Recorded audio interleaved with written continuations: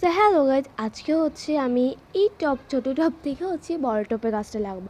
কারণ আমি কি জন্য লাগাচ্ছি জানো? কারণ যে ছোটো টপে মানে গাছটা লাগাইছি তো এটা তো অনেক ছোটো, তাই জন্য হচ্ছে এখন বড় টপে এটা লাগাবো। তোমরা দেখলেই বুঝতে পারবা গাছে মানে যে গাছটা লাগাবো তো ওইটা পাতা কিন্তু অনেক বড়, তার জন্য এখন বড় টপে লাগাবো। এমনি গাছটা কিন্তু অনেক সুন্দর, যেটা বলার বাইরে ছিল।